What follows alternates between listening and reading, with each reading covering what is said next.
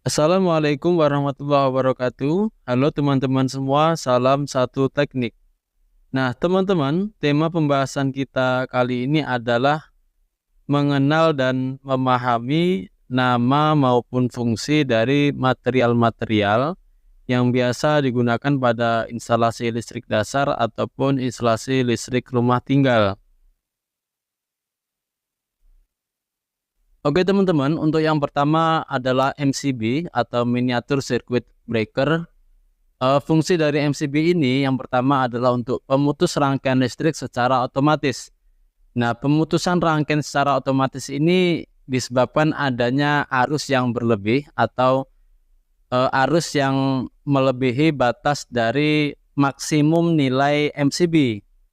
Nah, kalau kita lihat di sini, ini ada C2, kemudian ini ada C6. Nah, inilah batas maksimum dari MCB ini. Jadi yang dimaksud dengan C2 ini adalah 2 ampere, kemudian yang C6 ini adalah 6 ampere. Jadi MCB itu prinsip kerjanya membatasi dari nilai arus yang mengalir.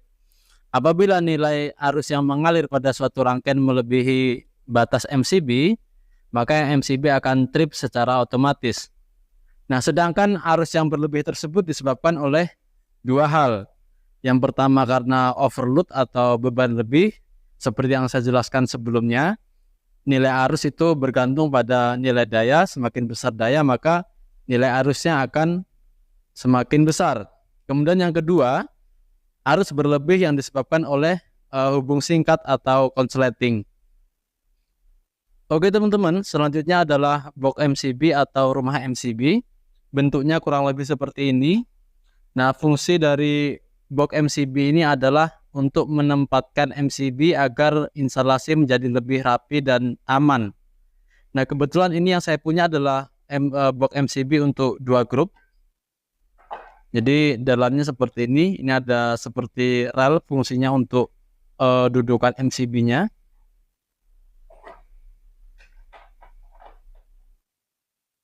Nah, selanjutnya ini adalah 2 jenis kabel yang biasa digunakan untuk instalasi rumah tinggal.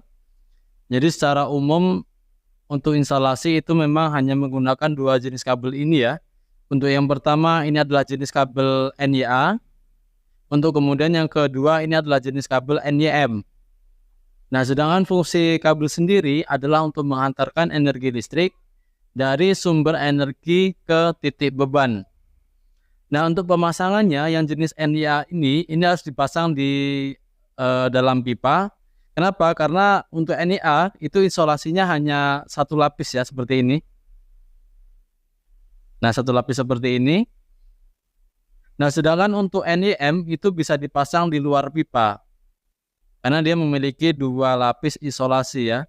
Untuk lapisan pertama ini warna putih, kemudian yang kedua adalah warna hitam dan biru itu.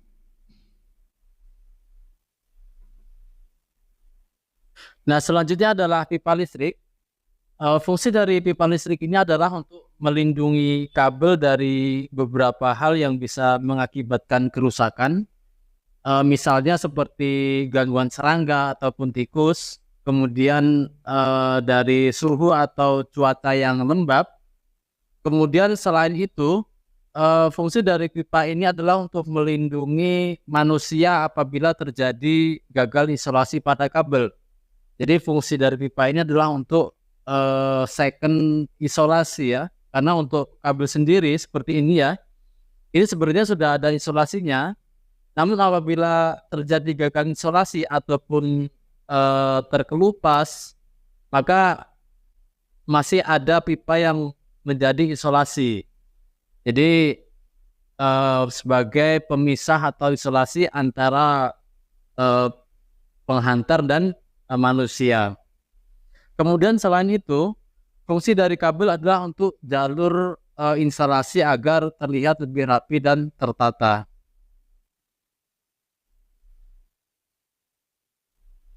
Untuk material selanjutnya adalah elbow dan TDOS. Bentuknya seperti ini. Nah, untuk fungsi dari elbow sendiri ini adalah sambungan pipa pada daerah yang bersudut. Untuk pemasangannya itu seperti ini. Nah, ini dipasang untuk daerah-daerah yang bersudut ya. Sedangkan untuk TDOS sendiri itu fungsinya sebagai pengaman sambungan kabel pada titik percabangan. Nah, untuk pemasangannya itu seperti ini. Nah, yang biasa ini untuk sambungan pada percabangan, baik itu ke stop kontak ataupun ke saklar. Ini seperti ini ya.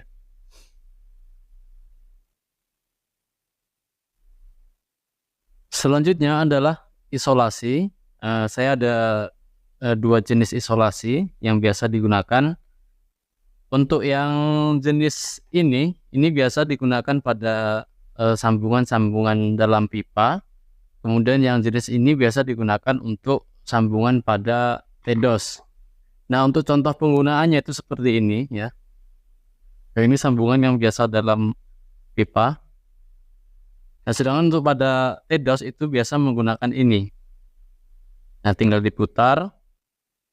Nah, kelebihannya untuk yang model last step seperti ini mudah untuk pemasangan dan pelepasannya. Tinggal diputar untuk ke pemasangan ke arah kanan dan pelepasannya ke arah kiri. Nah, ini biasa dipasang pada TDOS.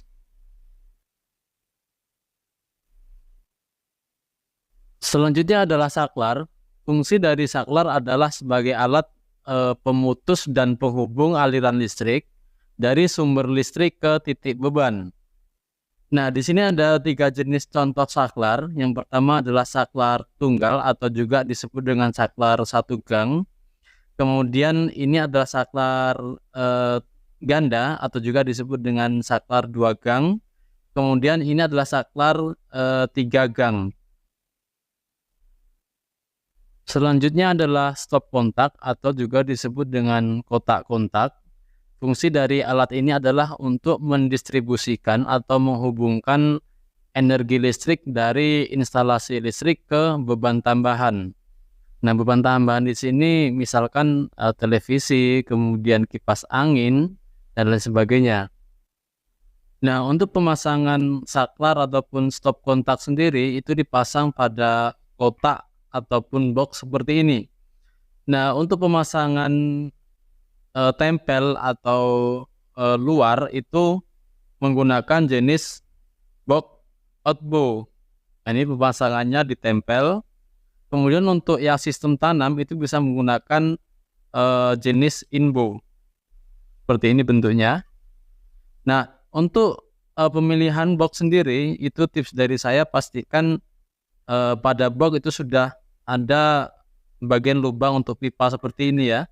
Nah, ini saya ada satu contoh box yang ini agak sulit juga dalam pemasangannya karena tidak dilengkapi dengan lubang bawaan. Jadi untuk pemasangannya saya harus membuat lubang sendiri ya, di bor atau biasa saya potong dengan gerinda. Namun hasilnya yang jelas kurang rapi ya dibandingkan dengan yang lubang bawaan seperti ini.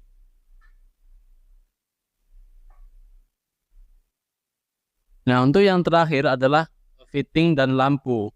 Fungsinya adalah sebagai media penerangan. Dan untuk jenis fitting sendiri itu ada 2 jenis ya yang biasa digunakan. Yang pertama adalah jenis tempel seperti ini.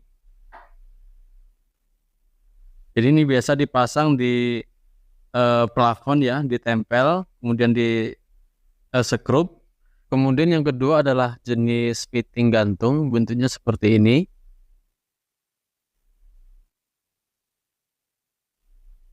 Oke teman-teman, terima kasih telah menonton video ini sampai selesai. Jika ada tambahan ataupun masukan silahkan tulis di kolom komentar.